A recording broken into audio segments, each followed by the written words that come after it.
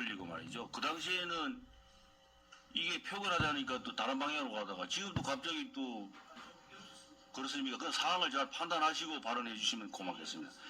예. 의원님 질문하겠습니다. 네네. 이번에도 전번에 그 윤재훈이 그 발의했던 내용하고 변동사항은 없는 거죠? 예, 없습니다. 그 부당한 구금과 연행에 대해서 정의를 좀 내려주시겠습니까? 당시에는 그게 부당한 공권력이라고 저는 아니, 제가 구금하고 규정한, 연행만. 제가 말씀드릴게요. 제가 당시에는 부당한 공권력이라고 생각하지 못한 사람들도 있을 테고 그것이 부당한 공권력이라고 생각한 사람이 있을 거예요. 근데 예를 들어 5.18 문제가 그렇습니다.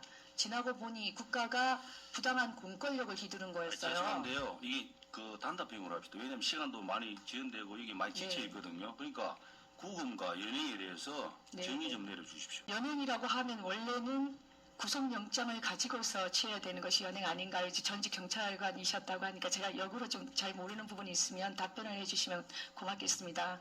왜냐하면 이 발의 촉구안을 가지고 나왔을 때는 구금 연행, 제가 윤재훈이 그 발의했을 때도 이 문제를 가지고 제가 논쟁을 많이 벌였습니다.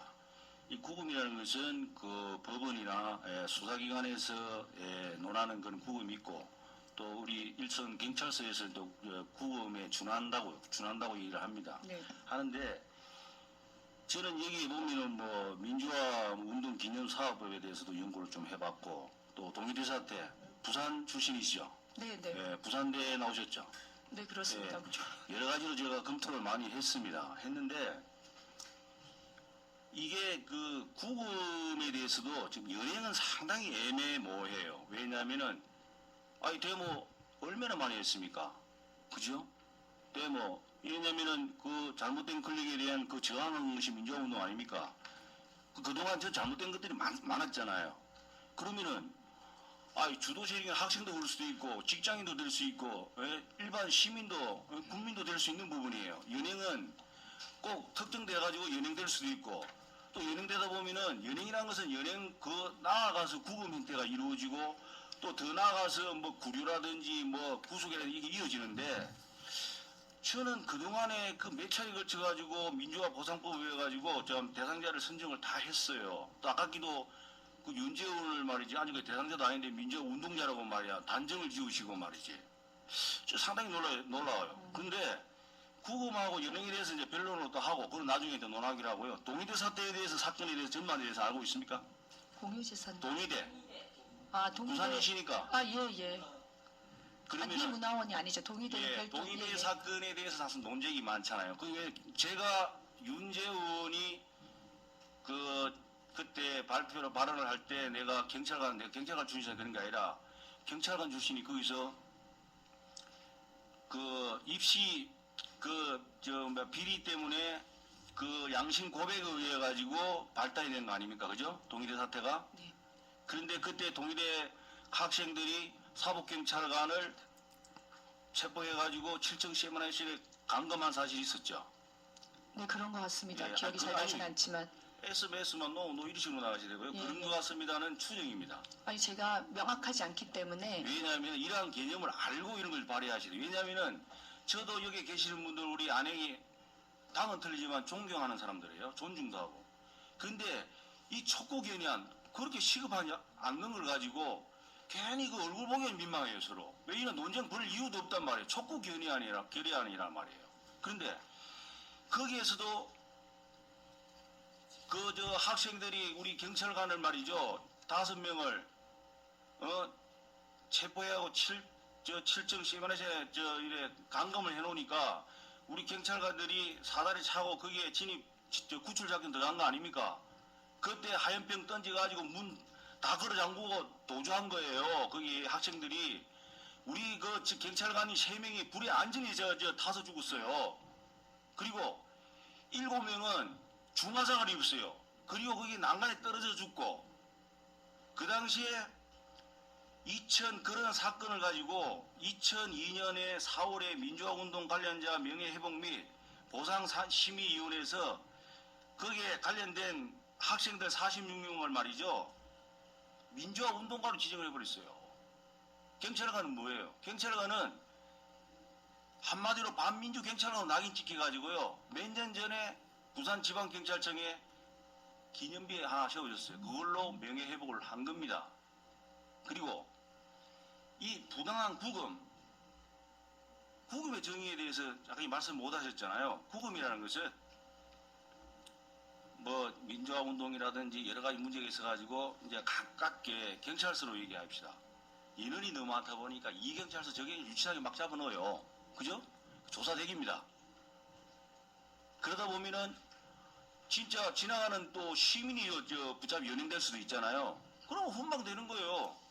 그리고 조사를 하다 보니까 진술을 받다 보니까 진술의 가치가 신빙성이 있고 또 훈방하는 거예요. 그러면은 데모를 수없이 많이 했고 연행된 사람도 수없이 많고 유치장에 들어갔다 나오는 수없이 많은데 그동안에 4차례가 그 심의를 해가지고 발굴을 해가지고 했으면 되지. 거기서 뭐 구금 연행까지 들고 나와서 하자고 촉구를 하자고 도의회에서 한다는 것은 어불성설이고요. 또 제가 또 덧붙여서 우리 민주화운동 기념사업법 알고 계세요? 잠깐만요. 민주화운동 기념사업법. 알고 있습니다. 그에 대해서 민주화 운동에 대한 그 정의에 대해서 좀 알고 계시면 말씀해 주실래요? 제가 의원님께서 아시는 바를 말씀해 주시면 제가 아니요. 듣도록 하겠습니다. 제가 왜냐하면 여기 민주화운동 관련자 명예회복 및 보상 등에 관한 법률 이런 거는 다 그 발췌를 해놨는데 네. 이런 것을 하려면 상당히 예민한 부분이에요. 우리나라 가계부채가 얼마입니까? 얼마예요? 뭐 한 1,400조입니다. 1,800조. 1,400조입니다. 그리고 지금 우리나라가 진짜 여러 가지로 대기업 위주로 경제 성장을 해왔는데 지금 진짜 그동안 달콤한 꿀맛을 봐서 그런데 진짜 우리나라 상당히 굉장히 어렵습니다. 막 퍼주기식 이런 식으로 선심. 저는 민주화운동 상당히 종신이 되겠어요. 숭고하다고 그랬어요. 아름답다고 그랬어요. 저도 없이 살았어요. 상당한 열악한 과정에서 저는 불의를 보면 참지를 못합니다. 그러면은 그동안 민주화운동 하신 분들 다 혜택 받잖아요. 그리고 민주화운동 한 사람들이 혜택이 뭐뭐 있는지 아세요?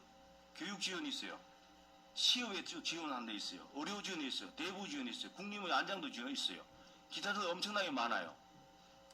그러면은 이러한 그 예산이 편성돼 가지고 지출이 돼야 되는데 구금 제가 설명해 드렸죠. 그리고 연행 설명해 드렸죠. 그런데 같은 의원끼리 이런 가지고 논쟁을 벌이기 위해서 제 차 들고 나온 이 의도가 뭐예요?